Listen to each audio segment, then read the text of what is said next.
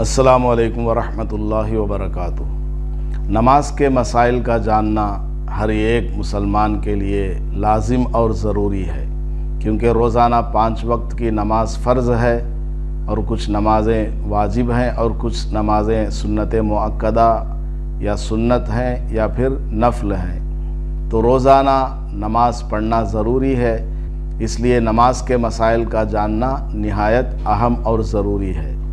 अक्सर लोगों को सजदे सहव के मसाइल का इल्म नहीं होता है, इसलिए सजदे सहव का मसला क्या है इसको मुख्तसर अंदाज में बयान करता हूँ। सजदे सहव कहते हैं नमाज के अंदर कोई गलती हो जाए तो उस गलती की तलाफ़ी के लिए सजदे सहव को मशरू किया गया, सजदे सहव को मुकर्रर किया गया, ताकि नमाज के अंदर जो कमी पैदा हुई उस कमी को दूर किया जा सके और उसकी नमाज को सही किया जा सके। क्योंकि नमाज के अंदर बाज़ मरतबा शैतान वसवसा डाल देता है या आदमी बेख्याली में गफलत में नमाज के अंदर गलती कर बैठता है। अब अगर उस आदमी को कहा जाए कि नमाज के अंदर फ़लाँ गलती हो गई है, लिहाजा दोबारा नमाज पढ़ो, तो ये मुश्किल हो जाता है उसके लिए दोबारा नमाज पढ़ना। इसलिए सजदे सहव को मुकर्रर किया गया ताकि नमाज पढ़ने में आसानी पैदा हो।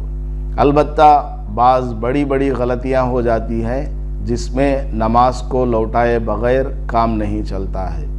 तो सजदे सहव उन्हीं गलतियों के लिए तलाफ़ी है जो गलती ऐसी हो जिससे सजदे सहव कर लेना काफ़ी हो जाता है, पूरी नमाज को लौटाने की ज़रूरत नहीं पड़ती है। मुस्लिम शरीफ की रिवायत है, अल्लाह के नबी अलैहिस्सलातु वस्सलाम ने इरशाद फरमाया, इन्ना अहदकुम इज़ा क़ाम युसल्ली, जब तुम में से कोई शख्स नमाज पढ़ने के लिए खड़ा होता है, जाअहुश शैतान, तो शैतान उसके पास आता है, फलब्बसा अलैहि, वो आकर उसको शुबे में डाल देता है, हत्ता ला यदरी कम सल्ला, यहाँ तक के नमाज पढ़ने वाले को पता नहीं रहता कि उसने कितनी रकातें पढ़ी हैं, क्या पढ़ा क्या नहीं पढ़ा, बहुत सारी चीज़ें पेश आ सकती हैं। फ़इज़ा वजदा ज़ालिका अहदुकुम, लिहाजा जब तुम में से कोई ऐसी हालत पाए कि नमाज के अंदर उसको शुबा हो गया या कोई गलती हो गई जिसकी तशरीह फ़ुक़हा किराम ने बयान फरमाई है, फल यसजुद सजदतैन वहुवा जालिस, तो उसको चाहिए कि वो बैठे बैठे 2 सजदे कर ले। इसी को सजदे सहव कहा जाता है। सजदे सहव करने का तरीका क्या है वो सुन लीजिए। नमाज की आखिरी रकात में अत्तहियात पढ़ लें, यहाँ तक अशहदु अल्ला इलाहा इल्लल्लाह व अशहदु अन्ना मुहम्मदन अब्दुहु व रसूलुहु, यहाँ तक अत्तहियात पढ़ लिया, एक तरफ को सलाम फेरा और एक सजदा किया, उसके बाद बैठे, फिर दूसरा सजदा किया, फिर बैठेंगे, ये कहलाता है सजदे सहव।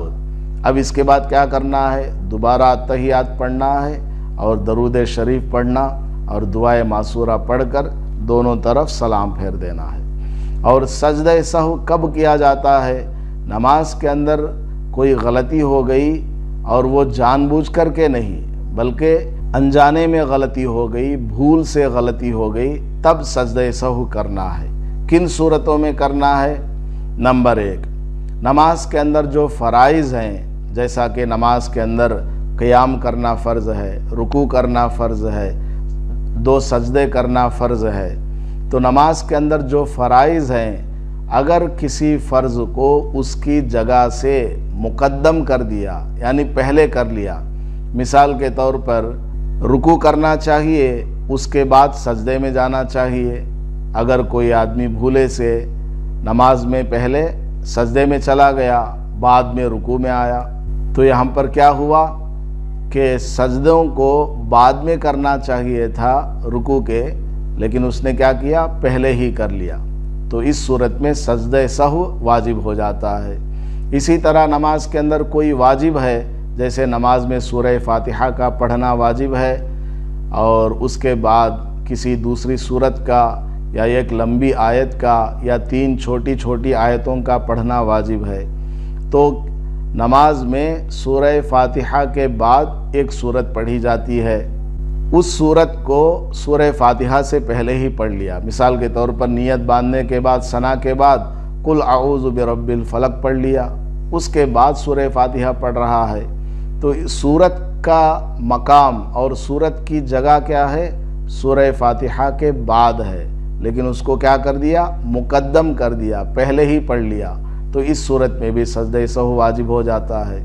اسی طرح نماز کے کسی فرض یا واجب کو مؤخر کر دینا، جیسا کہ رکوع کو پہلے کرنا چاہیے لیکن اس نے کیا کیا؟ مؤخر کر دیا، دیر سے کیا، یعنی پہلے 2 سجدے کر لیا، اس کے بعد میں رکوع کر رہا ہے۔ یا سورہ فاتحہ کو پہلے پڑھنا چاہیے تھا لیکن اس نے کیا کیا؟ سورت کے بعد میں پڑھا، تو اس سے بھی سجدہ سہو واجب ہو جاتا ہے۔ اسی طرح نماز کے اندر کسی فرض کو یا واجب کو مکرر کرنا، ڈبل کرنا یا ٹرپل کرنا، جیسا کہ نماز کے اندر سورہ فاتحہ 1 مرتبہ پڑھنا واجب ہے، اب وہ کیا کر رہا ہے؟ ڈبل پڑھ رہا ہے، 2 مرتبہ سورہ فاتحہ پڑھا، اس کے بعد اگلی سورت کو پڑھا۔ یا رکوع ہے، اس کو 1 بار کرنا چاہیے، 1 بار کر کے اٹھ گیا، پھر رکوع میں چلا گیا، تو یہ ڈبل ہو گیا۔ اسی طرح نماز میں 2 سجدے ہیں، 2 سجدے کرنا چاہیے لیکن اس نے کیا کیا؟ 1 سجدے کو اور 1 مرتبہ کر لیا، یا دونوں سجدوں کو دوبارہ کر لیا، تو اس سے کیا ہو جائے گا؟ سجدہ سہو واجب ہو جاتا ہے۔ یا نماز کے اندر کسی واجب کو چھوڑ دیا، فرض کو نہیں، فرض اگر چھوٹ گیا تو نماز ہی نہیں ہوگی، دوبارہ اس کو ادا کرنا ہوگا نماز کے اندر، یا پھر ادا نہیں کیا ہے تو پوری نماز کو لوٹانا ہوگا۔ واجب کو، نماز کے اندر جو واجبات ہیں اس کی تفصیل بھی ہے، انشاءاللہ اس پر بھی ویڈیو بنائیں گے۔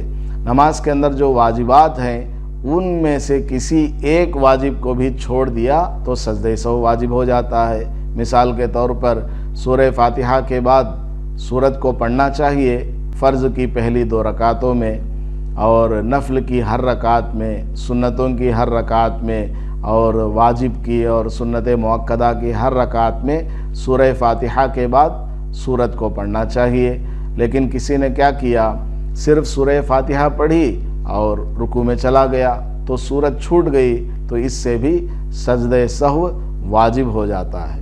اسی طرح کسی واجب کی صفت کو بدل دیا، مثال کے طور پر عشاء کی نماز ہے، مغرب کی نماز ہے، فجر کی نماز ہے، اس میں بلند آواز سے قرات کی جاتی ہے۔ امام جب نماز پڑھاتا ہے تو زور سے قرات کرتا ہے، لیکن امام صاحب زور سے قرات نہیں کیے، ان تینوں نمازوں میں سے کسی ایک نماز میں زور سے قرات نہیں کیے، آہستہ سے قرات کر لی، 3 آیتیں یا اس سے زیادہ آہستہ سے قرات کر لیں، تو پھر کیا ہو جائے گا؟ سجدہ سہو واجب ہو جاتا ہے۔ اسی طرح ظہر اور عصر کی نماز میں قرات کو آہستہ کرنا واجب ہے، لیکن امام صاحب نے کیا کیا؟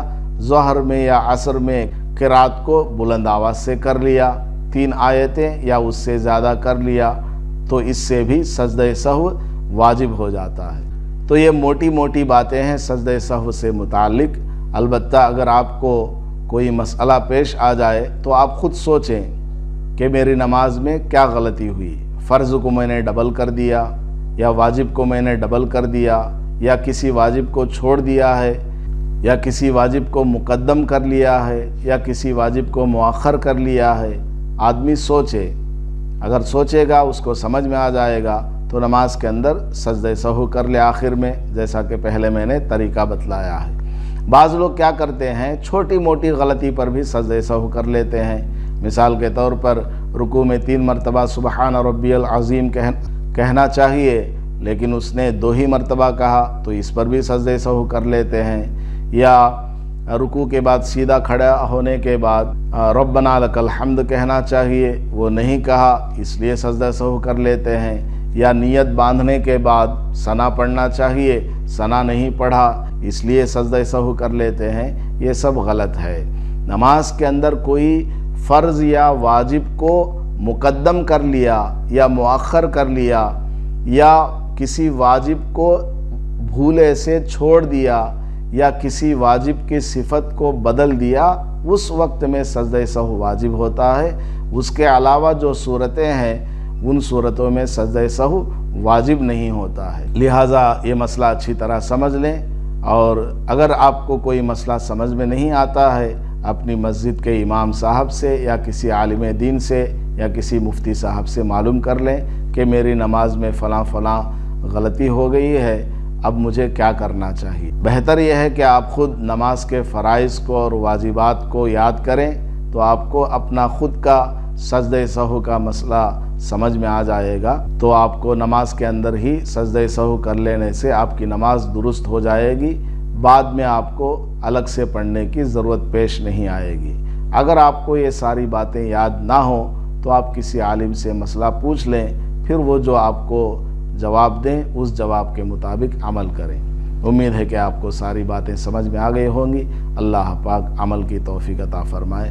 السلام علیکم ورحمۃ اللہ وبرکاتہ۔ ویڈیو کے نیچے سبسکرائب کے بٹن پر کلک کریں، بیل کے آئیکن پر کلک کیجئے تاکہ ہر نئی ویڈیو کی نوٹیفیکیشن آپ کو مل جائے۔